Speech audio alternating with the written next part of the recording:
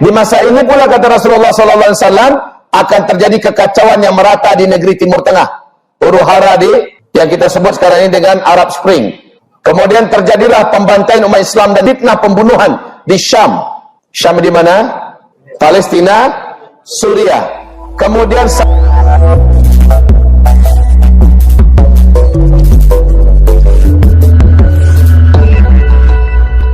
di Syam. Syam di mana? Palestina, Suriah. Kemudian salju pun turun di negeri Arab.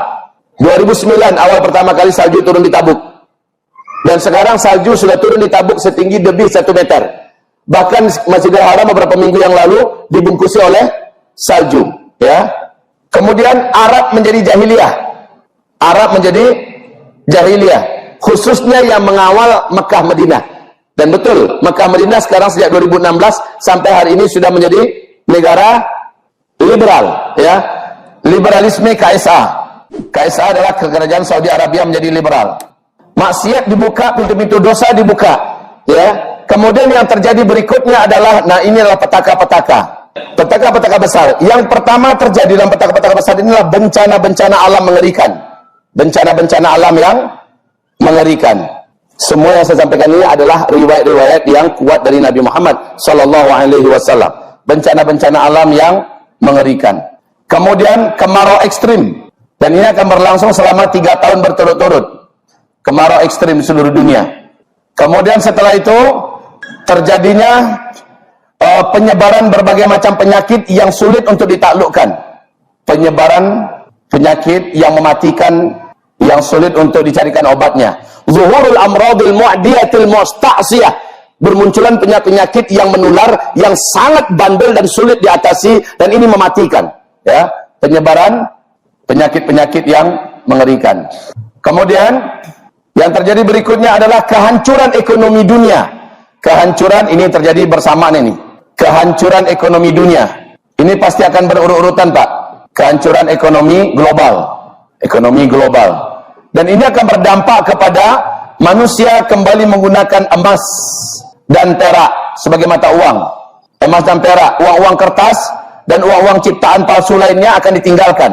Emas dan perak, dinar dan dirham. Dinar dan dirham. Lalu terjadilah di sini peperangan-peperangan yang menumpahkan darah di mana-mana. Perang-perang besar, ya. Inilah perang di mana-mana, perang, darah bertumpahan di mana-mana. Ya, kemarau ekstrim, penyebaran penyakit, kelaparan di mana-mana, dan ini berdampak kepada kehancuran ekonomi global. Orang kembali kepada emas dan perak, lalu perang-perang demi makanan, demi perbatasan negeri, demi politik, perang-perang besar, ya. Kemudian setelah itu, pada masa ini akan terjadi terhalangnya umatku, kata Nabi, di akhir zaman melaksanakan ibadah umrah dan haji. Sekarang pengumuman resmi dari pemerintahan Arab Saudi, jangankan orang dari luar, rakyat orang Saudi sendiri sudah dilarang untuk umrah.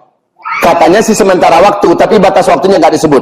Tapi menurut Nabi adalah tahun-tahun terhalangnya umatku melaksanakan ibadah umrah dan haji. Kalau menurut redaksi hadis, ini akan lama. Karena umrah dan haji ini akan lama. Mungkin akan 1 musim, mungkin lebih daripada itu. Jawabannya yang paling benar adalah Allahu a'lam.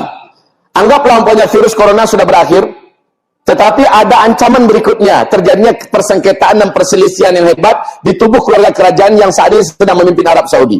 Lalu terjadi perang saudara, dan ini akan menghalangi orang-orang luar untuk masuk. Ibadah tidak akan dijamin. Berbagai macam cara Allah Subhanahu wa taala mewujudkan hadis Nabi ini. Pemandangan berikutnya yang akan Bapak Ibu saksikan adalah terjadinya pertumpahan darah dan perang saudara di kerajaan Saudi Arabia, ya. Perang saudara di KSA, dan gempa-gempa besar. Ingat ini baik-baik Bapak Ibu. Gempa-gempa besar. Ini adalah petaka-petaka yang terjadi, ya. Pada ujungnya nanti, dalam perang ini ada yang harus saya sebutkan. Ini harus saya sebutkan Bapak Ibu. Ini mengejutkan sekali. Nabi berkata SAW, kalian pada akhir zaman akan menyaksikan 2 kelompok umatku yang akan masuk surga tanpa hisab. Mereka sebenarnya berperang di atas kebenaran. Satu kelompok mereka berperang di negeri Syam sampai Nabi Isa turun dan mereka bergabung dengan Nabi Isa. Mereka tidak pernah menyerah dan mereka tidak pernah mengalah dan mereka juga tidak dikalahkan. Jadi yang pertama adalah perang di negeri Syam. Lawan siapa ini, Pak? Lawan Yahudi dan Syiah, betul tidak? Syam itu adalah Palestina dan Suriah. Di Palestina lawan Yahudi, di Suriah lawan Syiah, Yahudi dan Syiah. Kemudian yang kedua, Nabi mengatakan tak akan terjadi kiamat sampai kalian memerangi suatu kaum atau suatu bangsa, mata mereka sipit-sipit, hidung mereka pesek-pesek, kulit mereka putih pucat kemerah-merahan, ya, dan mereka menyebar ke seluruh dunia, menyebarkan segala keburukan. Ya, ini berarti perang melawan apa ini? Dan yang ketiga, Nabi berkata SAW, satu kelompok yang lain akan berperang nanti di timur melawan kaum Hindi. Hindi ini adalah bahasa untuk sebuah negara yang disebut dengan India. Kamu akan berperang untuk melawan India, dan itu peperangan yang panjang. Kamu akan dimenangkan oleh Allah berperang melawan India, dan pasukan yang menang ini nanti bergabung dengan Imam Mahdi, dan mereka nanti bergabung dengan Nabi Isa. Allahu Akbar. Jadi ini berakhir dengan perang.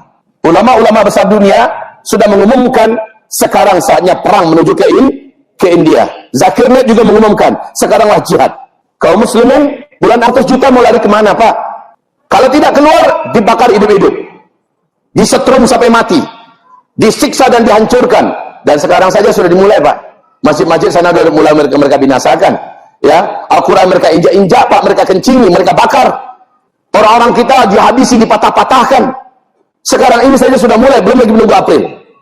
Maka apa yang terjadi sekarang ini, Yahudi dan Syiah sedang berjalan di Cina, di India, ya. Kemudian terhalangnya umrah dan haji sudah mulai. Apakah ini akan panjang atau tidak, kita lihat ke depan. Lalu terjadi perang saudara di kerajaan Saudi Arabia. Saudi Arabia akan kacau sekacau-kacaunya. Itu dalam hadis. Dan pada masa ini pula, Allahu Akbar, akan terjadi berita yang paling menggembirakan, Baitul Maqdis akan merdeka. Allahu Akbar. Baitul Maqdis akan merdeka, dan di sini diumumkan permulaan khilafah Islamiyah di Baitul Maqdis. Ini yang terjadi berikutnya. Di tengah kekacauan ini ada berita gembira, Pak. Baitul Maqdis merdeka. Siapa yang merdekakannya? Hamba-hamba Allah dari umatku yang terbaik, yang pengalaman hidup mereka senantiasa berperang dan mereka tidak pernah dikalahkan. Mereka selalu mengalahkan, dan mereka ini akan datang, akan bersatu dengan pasukan-pasukan yang juga tidak pernah berhenti berperang. Maka dalam analisa saya, ciri-ciri pasukan yang diceritakan Nabi itu sallallahu alaihi wasallam yang selalu berperang, tubuh mereka kurus-kurus, badan mereka tinggi-tinggi, pakaian mereka begini, mereka menggunakan serban begini, dan mereka tidak pernah tunduk kepada lawan-lawannya. Seluruh lawan-lawan yang dihadapinya kalah di tangan mereka. Hati mereka sebesar gunung, dan mereka memiliki akhlak yang mulia. Mereka sangat mencintai Allah Subhanahu wa Ta'ala dan Rasulnya. Dan ciri-ciri ini seluruhnya saya dapatkan ada pada Emirat Islamiyah Taliban di Afghanistan. Dan Afghanistan memang tak terkalahkan, Pak. Dua negara superpower dunia telah tumbang di tangan Afghanistan. Uni Soviet hancur berkeping-keping. Kemudian Amerika mengeroyok rame-rame dengan Perancis, Inggris, Belanda, Jerman, keroyok rame-rame. Semuanya pada lari dan ngacir. Terakhir Amerika lari dalam keadaan memalukan, ya, mengibarkan bendera putih, nyerah kepada Emirat Islamiyah Taliban. Sekarang Emirat Islamiyah Taliban sudah kokoh dengan pengumuman Emirat Islamiyah berdiri di atas syariat Islam secara kafah. Insyaallah, Pak. Allahu Akbar. Sekarang India jadi gara-gara. India itu sebelahnya Taliban, sebelahnya Afghanistan. Jadi gara-gara. Oh, Uni Soviet saja hancur berkeping-keping, Amerika saja sudah tidak berkutik, dan bahkan sakaratul maut sekarang. India jadi gara-gara. Tak apa-apa, lihat aja nanti macam mana hasilnya. Wahai Bapak Ibu, sudahlah, inilah agenda-agenda yang akan terjadi. Dan pada puncaknya kata Rasulullah SAW, dalam duka yang amat dalam kesedihan yang teramat panjang, ya, penderitaan yang panjang, umat Islam ditambahkan dengan hantaman yang menohok. Apa yang terjadi? Seorang figur yang paling dicintai umat Islam dan orang beriman sedunia, dan para malaikat di langit pun cinta kepada mereka. Ini hadis yang sahih. Mati terbunuh, dan seluruh orang beriman di muka bumi marah dengan kematian mereka. Ya, nah ini terbunuhnya, dan Rasul mengatakan orang tersebut dengan istilah nafsun zakiyah. Seorang yang memiliki jiwa yang suci, jiwa yang baik, jiwa yang dicintai.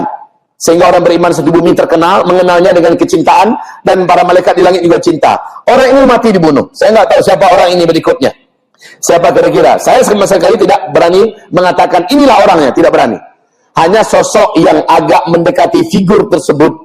Sekali lagi bisa jadi bukan mereka, tapi sosok yang dicintai oleh seluruh orang beriman sedunia. Sosok ini tidak ada kepentingan kecuali hanya membela agama Allah, menegakkan agama Allah. Dan mereka juga memiliki kontribusi yang besar bagi Islam selama hidup mereka. Siapa mereka? Figur yang pertama dan diinginkan kematiannya figur ini adalah Zakir Naik. Ya, figur yang kedua yang juga diinginkan kematiannya adalah Presiden Persatuan Ulama seluruh dunia yang sekarang ini masih dilindungi di Qatar, adalah Profesor Dr. Yusuf Al-Qaradawi. Figur yang ketiga yang juga sangat dibenci dan diinginkan kematiannya juga adalah Raja Salman sendiri. Bapak Ibu tahu, Raja Salman itu sosok yang sangat mulia, anaknya saja yang aneh.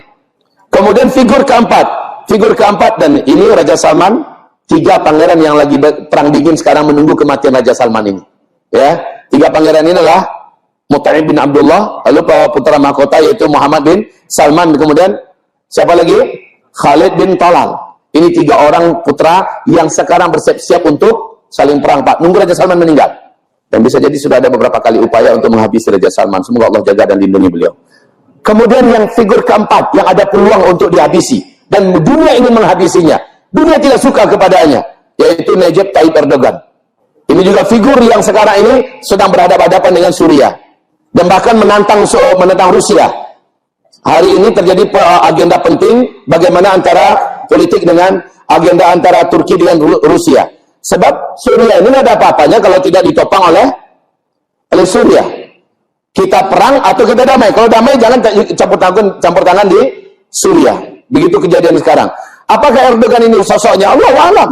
Tetapi memang sosok ini tidak disukai oleh dunia, khususnya dunia kafir, dunia barat. Yang kelima, figur yang menginspirasi kebangkitan dunia. Dan inilah figur yang sebenarnya menjadi idola umat Islam yang istiqomah, Ahlus Sunnah wal Jamaah yang berjuang di Indonesia ini. Habibuna Habib Rizik Syihab yang hari ini di Mekah. Saudaraku, ini adalah 5 figur yang sangat diinginkan kematiannya oleh musuh-musuh Islam. Apakah salah satu di antara mereka? Entahlah.